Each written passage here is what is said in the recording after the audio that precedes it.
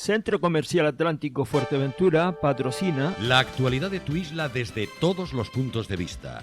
El Magazín de la Mañana con Nuria González. Queremos informarte.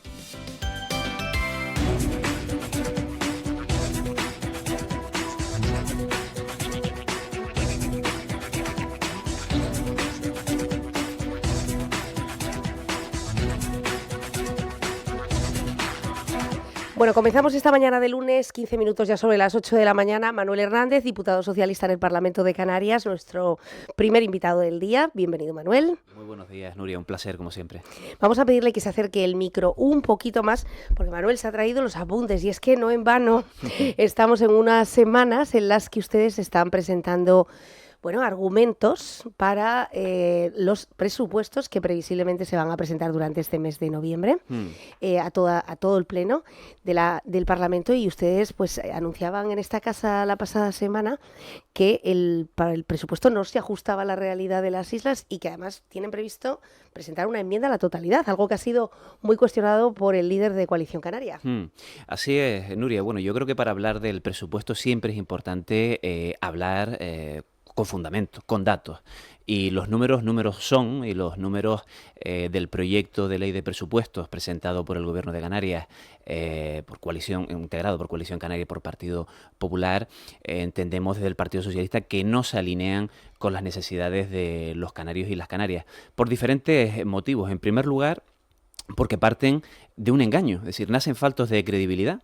Este pacto de Coalición Canaria y Partido Popular nació anunciando la medida estrella, que era que en los primeros 100 días de gobierno iban a bajar el IJIC a todos los canarios del 7 al 5%. Y ahora con excusas de lo más peregrinas, incumplen su gran promesa electoral, que además probablemente justificó muchos votos de quienes hoy también nos escuchan. Desde el Partido Socialista nos sentimos aliviados por no adoptar esta medida, que además hubiera sido lesiva para prestar los servicios públicos básicos y que además hubiera generado un roto a los cabildos y a los ayuntamientos también de Fuerteventura, que se financian también de la recaudación del IJIC.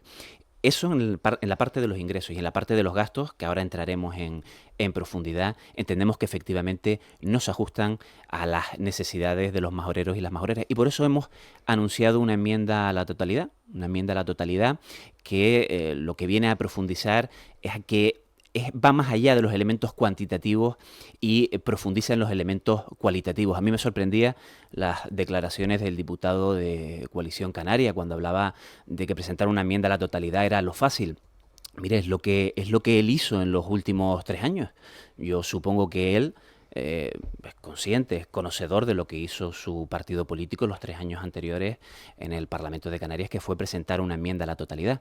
A partir de ahí, obviamente, los parlamentarios socialistas por Fuerteventura somos conscientes de que hay una mayoría parlamentaria actualmente que respalda al Gobierno de Canarias y que previsiblemente, esa enmienda a la totalidad no va a prosperar, lo que no va a ser un elemento que impida que los parlamentarios socialistas por Fuerteventura... 500 presentó el Grupo de Coalición Canaria el año pasado, lo digo porque lo presentaron aquí. Claro, efectivamente. Prácticamente. Lo que no va a impedir que los parlamentarios socialistas por Fuerteventura presentemos enmiendas parciales tanto al articulado como a los estados financieros, a las diferentes partidas económicas que se contemplan en el proyecto de ley de presupuestos de la comunidad autónoma. ¿Dónde van a ser más críticos o dónde ven que hay una mayor desigualdad con respecto a los presupuestos del 2023? Claro, hay que tener en cuenta que la enmienda a la totalidad se presenta porque las enmiendas parciales, por normativa, impide utilizar la totalidad de las partidas del presupuesto para moverlas entre las diferentes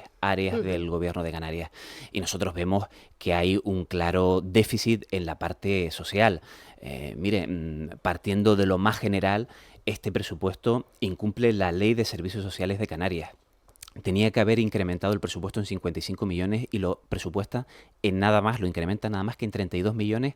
Hay que recordar, con un presupuesto de Canarias que crece en 1.121 millones de euros. Incumple la ley del Sistema Público de Cultura de Canarias, que se aprobó a final de la legislatura pasada, en el 2023, y que obligaba a que los fondos destinados a cultura debían crecer en la misma proporción que el presupuesto. Un presupuesto que crece en un 11% con respecto al ejercicio pasado y los fondos en cultura apenas crecen un 2%. Incumple la Ley Canaria de Educación. Y además esto no lo dice el Partido Socialista, lo dice la Plataforma en Defensa del 5%, que lo que pretende es que los fondos destinados por la comunidad autónoma a educación converjan al 5% del PIB.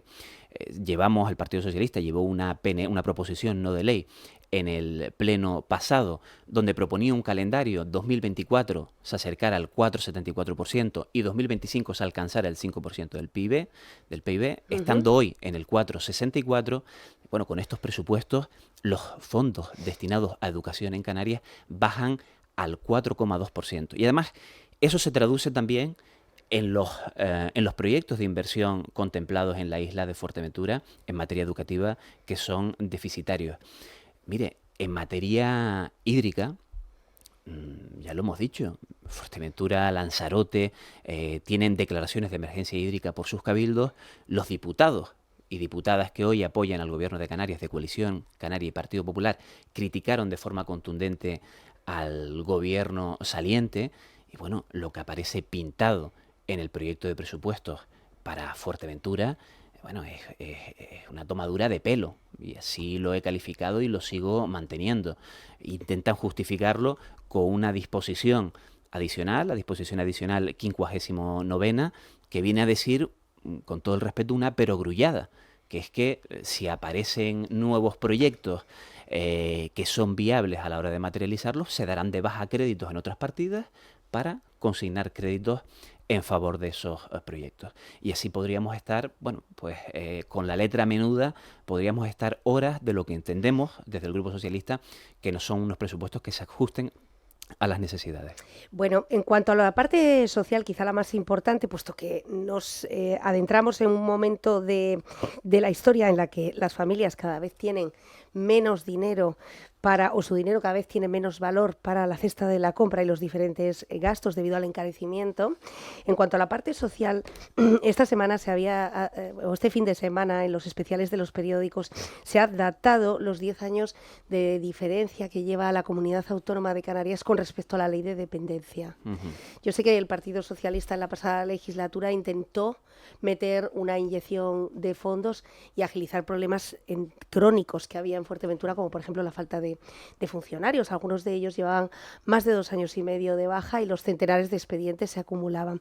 Pero es cierto, Manuel, que hemos recibido aquí en la radio muchísimas familias que en un estado de dependencia, de gravedad, de asfixia familiar, de falta de conciliación, esa ayuda tarda años en ser concedida. Efectivamente, y desde el Partido Socialista fuimos conscientes en la pasada legislatura, se hizo un esfuerzo inmenso, sobre todo en dotar de personal, de dotar de medios humanos para tramitar esa multitud de expedientes y que pudieran culminar en una resolución que permitiera hacer esas asignaciones económicas a esas familias. Y se hicieron, además, que no lo dice el Grupo Socialista, lo dice la Asociación de Directores Gerentes de Servicios Sociales de España, que ponía a Canarias como un ejemplo en el avance importantísimo que se produjo en los 4 años anteriores. De hecho, la proyección que se tenía desde la Consejería de Derechos Sociales del Gobierno de Canarias hasta hace unos meses es que la lista de peticiones de materia de dependencia se pondría al día en diciembre de este mismo año. ¿Qué es lo que nos hemos encontrado? Bueno, que en el mes de octubre del 2022, es decir, hace un año, se resolvían mensualmente 1.000 peticiones en materia de dependencia y nos vemos que en el mes de octubre del 2023, con el nuevo gobierno de Coalición Canaria y Partido Popular, las resoluciones que se están emitiendo mensualmente no llegan a las 200, no llegan a las 300 resoluciones. Por tanto, aquí se manifiesta la voluntad política, el compromiso político que tenía el Partido Socialista en la legislatura pasada y el compromiso que existe con este nuevo gobierno. Y lo hemos puesto de manifiesto. Y el primer hito en el que lo hemos detectado es, efectivamente, en estos presupuestos donde no se consignan las cuantías necesarias. Pero es que además tú ponías sobre la mesa otro elemento, Nuria. Efectivamente, oye, la inflación derivada, pues bueno, del contexto internacional, de determinados factores ya por todos los oyentes conocidos, que están dificultando el acceso a determinados productos básicos, el encarecimiento de la cesta de la compra. Y es otro de los elementos que nosotros ponemos de manifiesto con este presupuesto. ¿Por qué? Porque las políticas fiscales del Gobierno de Canarias no solamente deben ir dirigidas a adquirir nuevos recursos para financiar gasto público, sino también que las políticas fiscales abarcan los beneficios fiscales. Beneficios fiscales que deben atender, pues, a la realidad coyuntural que estamos detectando. Y el Gobierno de Canarias, con esos 1.121 millones de euros de ingresos adicionales, lo que le pedimos, y por eso también es uno de los fundamentos de la enmienda a la totalidad, es que arbitre políticas fiscales para aliviar el bolsillo de las familias canarias. ¿Cómo? Oiga, pues aplicando deducciones, por ejemplo, para aliviar el encarecimiento de las hipotecas. La cuota hipotecaria mensual media en Canarias se ha incrementado un 15% en el mes de septiembre, en el tercer trimestre, del 2023, con respecto al tercer trimestre del año 2022. O, por ejemplo, un 15%. Un 15% en un año. Y, por lo tanto, cuando el Gobierno ha salido ante la opinión pública, todavía sin presentar el presupuesto, pero ha hablado de que si bien se van a mantener los servicios básicos, si bien el presupuesto de sanidad es un presupuesto realista porque atiende al gasto real y no al esperable, al futurible, cuando dice que se va a mantener, que se va a reducir la fiscalidad, ¿a qué se está refiriendo? Se está refiriendo a que va a mantener las mismas bonificaciones fiscales, las mismas rebajas fiscales que planteó el Pacto de las Flores, liderado por el Partido Socialista, donde se estableció una deducción en el IRPF atendiendo al alza de los precios, del encarecimiento de la vida. Es lo único que han hecho, es lo que van a mantener, y eso sí, también, por supuesto, un alivio fiscal a las clases altas, con la bonificación del impuesto de sucesiones y donaciones, que ya estaba bonificado al 99,9% para la clase trabajadora, y lo que han hecho es extender esa bonificación, esa eliminación de facto del impuesto de sucesiones y donaciones para las clases pudientes del archipiélago. Y al final, cuando uno va a los números, porque los números no engañan, detecta que efectivamente ese incremento de los ingresos se produce en base a la liquidación de los recursos recibidos a través del sistema de financiación autonómico estatal, que van a ser unos ingresos coyunturales, y que lo que decimos desde el Partido Socialista es, oiga, si usted va a tener unos ingresos coyunturales, atienda a la situación coyuntural de los majoreros y las majoreras, de los canarios y las canarias, que efectivamente, entre otros elementos, el encarecimiento del coste de la vida, el encarecimiento del coste de la vivienda, incluso que se amplíen las deducciones para gastos educativos de los hijos. Vemos que en el presupuesto, creciendo 1.121 millones de euros, las becas de ayudas al estudio se estancan en 11 millones de euros, las ayudas al transporte de los estudiantes también apenas se incrementan. Y bueno, entendemos que es un presupuesto que es irreal, y que además, como digo, es una oportunidad perdida. Es una oportunidad perdida porque con estos recursos adicionales que vamos a tener de forma coyuntural, se podía haber hecho un presupuesto más social del que tenemos.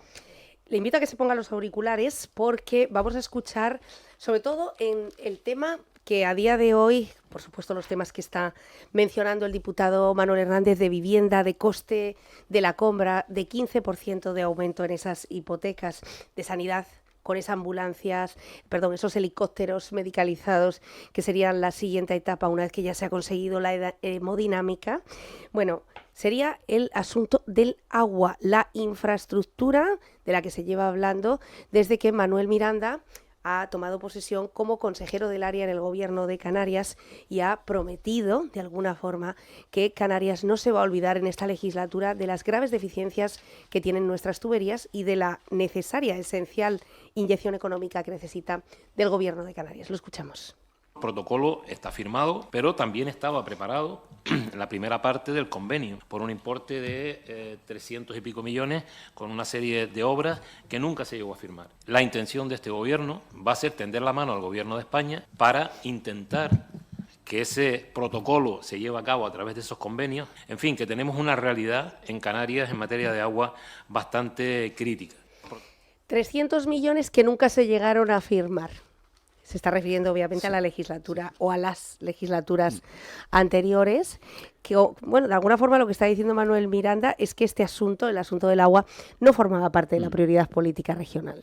Claro, esto es muy curioso, ¿no? La política aplicada por determinados partidos. Bueno, cuando se gobierna una institución insular, la culpa es del gobierno regional, y cuando se gobierna el gobierno regional, la culpa es del gobierno nacional.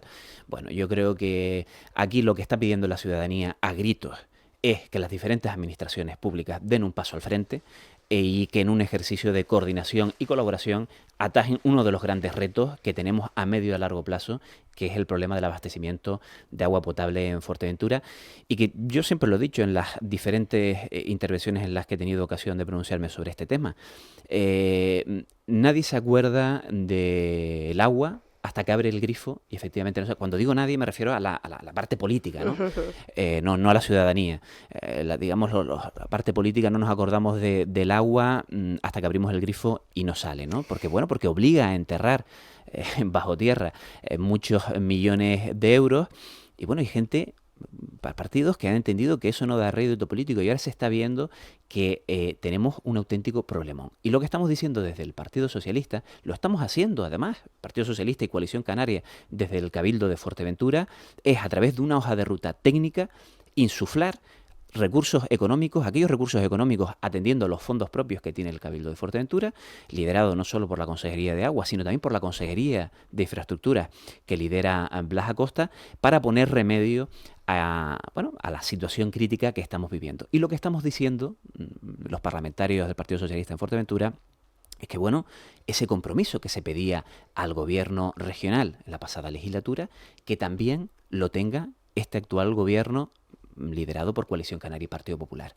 Y si nos remitimos a los hechos, a los datos, y es el proyecto de presupuestos, lo único que hay destinado al abastecimiento de agua potable en la isla de Fuerteventura son escasamente 335.000 euros. Son 30.000 euros para ¿Por parte del Gobierno de Canarias? Por parte del Gobierno de Canarias. 300.000 euros. 335.000 euros. 30.000 euros para un estudio de alternativas para ubicar en el sur una nueva desaladora y 305.000 euros para redactar el proyecto de desaladora en el sur de Fuerteventura. Y bueno, esta ausencia de compromiso económico por parte del Gobierno de Canarias la intentan salvar, como comentaba anteriormente, con un párrafo en el texto articulado viniendo a decir una perogrullada, que es que, bueno, sí, si hay proyectos, pues se darán de baja las partidas necesarias, o si hubiera nuevos ingresos, pues se darán de alta partidas atendiendo a ese incremento en los ingresos. Bueno, desde el Gobierno de España, en este caso, como presidente en funciones y también nuestro secretario general, Ángel Víctor Torres, ya ha dicho que la cuestión del agua es una cuestión prioritaria, no solamente porque afecta a Lanzarote y a Fuerteventura, sino que también incluso a otras islas que no dependen al 100% de la desalación, también se están viendo con determinados problemas de abastecimiento. Y se ha incluido... Sí, es un tema regional. Es un tema regional, y además se ha incluido dentro de la Agenda Canaria, firmada recientemente entre el Partido Socialista y en este caso Coalición Canaria, el de dar un impulso a aquellos convenios, a aquellos instrumentos de colaboración que se tenía entre el Gobierno de España y el Gobierno de Canarias, entre otras cuestiones en materia de obra hidráulica. Bueno, muchos puntos débiles, por lo tanto, el presupuesto que se plantea a la inversión en sanidad, que no sé si están ustedes de acuerdo, a esta letra pequeña con el agua en un presupuesto de 335.000 euros, según asegura el PSOE, para atender esta emergencia hídrica, a esa eterna promesa del Palacio de Justicias, partidas en educación. Lo desconocemos, puesto que no hay un proyecto de nuevos centros educativos, sino es el del Castillo, ¿no? Pero no solamente ahora, sino tampoco en la legislatura pasada se ha proyectado un centro educativo. Por ejemplo, se está pidiendo en la zona sur que haya algún instituto, algún centro de formación profesional. No se ha hecho. Se han pedido ampliaciones y mejoras en el Cotillo. Tampoco se ha hecho. Se ha pedido un nuevo centro también en Castillo o en Antigua. y tampoco se ha hecho. Claro, ahora es el momento porque tenemos el año 2024 para, pues para proyectar esos grandes retos que tenemos en materia educativa, pero lo que vemos es que hay pasividad en la brega por parte de este gobierno, es decir, claro, está a verlas venir y no... Pero sin amonestación. Claro, sin amonestación. Bueno, la amonestación la estamos haciendo desde el Partido Socialista en la medida de nuestras capacidades y por eso también te agradezco, Nuria, esta oportunidad. Entrando en materia, mire, en materia educativa, el gobierno anterior proyectó y ejecutó determinadas zonas de sombra en diferentes puntos de la isla, se financió sustitución de carpintería en todos los colegios del municipio de Pájara. Mire, aquí se elimina de un plumazo la construcción de un nuevo IES en Puerto del Rosario, que ya se venía trabajando desde la Dirección Insular de Educación y el Gobierno de Canarias para ubicar un nuevo IES, un nuevo Instituto de Educación Secundaria en Puerto del Rosario. Bueno, eliminan de un plumazo la partida de 100.000 euros existente. Hay, como bien tú comentabas, determinadas inversiones en materia de remodelación o de ampliación. Pongo, por ejemplo, el IES Puerto del Rosario, uno de los institutos más grandes de Canarias, el más grande de Fuerteventura, que está pidiendo, está demandando una inversión para mejorar sus instalaciones y no aparece absolutamente nada en los presupuestos. Bajan incluso la partida de la Escuela de Educación Infantil de Antigua a la mitad, la reducen a la mitad, cuando además una cuestión, bueno, que además altamente demandada por el municipio de Antigua y por el Ayuntamiento de Antigua. El Colegio de Castillo, que prácticamente ya van a culminar las obras. Bueno, pues yo creo que eso fue uno de los grandes avances que hubo en la anterior legislatura. Y después hablabas en materia sanitaria. Yo creo que en materia sanitaria se lo tienen que hacer mirar. Con la hemodinámica hemos dado un paso adelante, sin lugar a dudas. Ya decíamos, nosotros anunciábamos que en el mes de septiembre iba a estar operativa. Bueno, ha tardado 2 meses más. A pesar de ese retraso, yo creo que es una noticia positiva, pero ahora hay que dar un paso más. Porque ahora mismo la unidad de hemodinámica únicamente está destinada, pues bueno, para hacer actividades programadas, hacer actividades de cateterismo programado, pero cuando no está preparada para atender situaciones de urgencia que se puedan producir, donde ahí todavía se necesita un mayor rodaje del equipo, efectivamente, no el establecimiento de una plantilla propia en el hospital para esa unidad, y esa creo que tiene que ser la siguiente batalla de la ciudadanía de Fuerteventura y por supuesto también lo va a ser del Partido Socialista. Mire, el CAE del Sur, CAE del Sur, nos hemos preocupado por informarnos sobre esta cuestión, donde es verdad que se consignan cuantías en el presupuesto, pero es que el Gobierno de Canarias, la Consejería de Sanidad del Gobierno de Canarias, estamos a mitad de noviembre y todavía no ha contestado el Ayuntamiento de Pájara sobre el visto bueno de la cesión del suelo que se ha producido por parte del Ayuntamiento. Y después hay determinadas, efectivamente, consultorios locales como el de Tuineje, como el de Tarajalejo, donde las partidas se reducen. Y después ponías de manifiesto, oye, la cuestión del Palacio de Justicia, donde ahí los operadores jurídicos, abogados, procuradores, jueces, fiscales, demandan también a gritos tener unas instalaciones dignas. Y bueno, lo que vemos es que basándose en el problema, bueno, es verdad, es cierto que ha habido un problema de suelo, de disposición de suelo, que al final, a finales del año 2022, ya se confirmó que debería de ir ubicado pues en otro lugar respecto al inicialmente previsto, que era en la zona alta del cuartel. Lo que vemos es que reducen la partida a prácticamente la mitad. Bueno, nosotros entendemos que es un retroceso y vamos a hacer un seguimiento para que efectivamente se materialice la disposición de suelo. Y ya lo que están diciendo es que la excusa, bueno, es que reducen estas cuantías porque va a haber que redactar un nuevo proyecto. Bueno, pues yo recuerdo que se presentó a bombo y platillo por parte de los partidos que ahora gobiernan una infografía gigantísima, que además está ubicado ahí el cartel, todavía en la zona alta del cuartel. Ahora parece que va a haber que redactar un nuevo proyecto para ajustarse a la nueva parcela. Bueno, intentaremos, como ya decía, los parlamentarios por Fuerteventura, tanto mi compañera Rosa Bella Cabrera como yo, hacer un seguimiento a estos temas, porque creo que además no solamente generan actividad económica estas infraestructuras, sino que además es una demanda de la ciudadanía de Fuerteventura. Bueno, vamos terminando este tiempo de entrevista, sobre todo porque además usted tiene una reunión importantísima y sobre todo porque también tenemos otras personas, como muy bien sabe. Bueno, estamos analizando de momento este borrador. Hemos escuchado al Partido Socialista, hemos escuchado también a Coalición Canaria. Falta por saber cuál es la opinión del Partido Popular, del señor Fernando Enseñat, de María Saavedra, de los diputados, y como siempre haremos una mesa para conocer, para debatir con todos los representantes de cada partido antes de nuestro traslado, como viene siendo también una tradición, al Parlamento de Canarias para asistir en directo a cuánto dinero se va a llevar Fuerteventura de ese presupuesto, un presupuesto que, como ven, va a contar con inversiones en carreteras, un asunto que se anticipó durante la pasada legislatura, pero para las demandas en la isla como sanidad o educación se recogen partidas económicas muy reducidas. Bueno, en cuanto a ayer y en cuanto a esta semana, Manuel, para el Partido Socialista entiendo que no debe ser una semana nada fácil.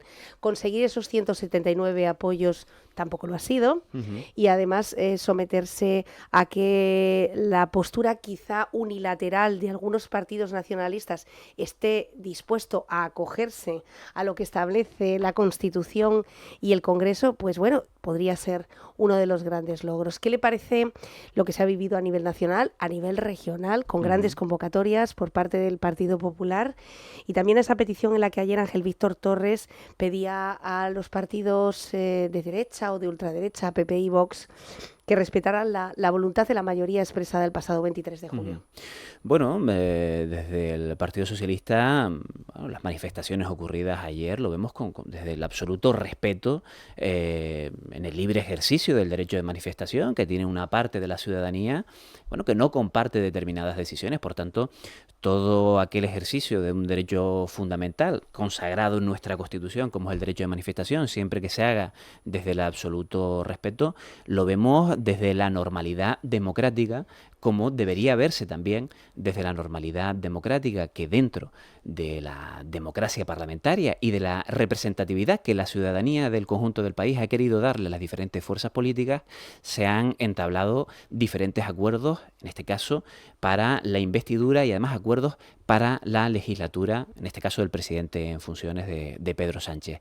Lo que sí pedimos desde el Partido Socialista, y se lo pedí ayer nuestro secretario general regional, Ángel Víctor Torres, al Partido Popular, es que reflexione porque al final en el tablero político ha quedado por un lado una mayoría de progreso, apoyada por partidos de izquierda, por partidos nacionalistas de diversa índole, más conservadores, menos conservadores, con la etiqueta de progresistas o de pseudo progresistas. Bueno, hay de todo en esa parte. Y por otro lado ha quedado la extrema derecha y la derecha extrema, conformada por Vox y por el Partido Popular.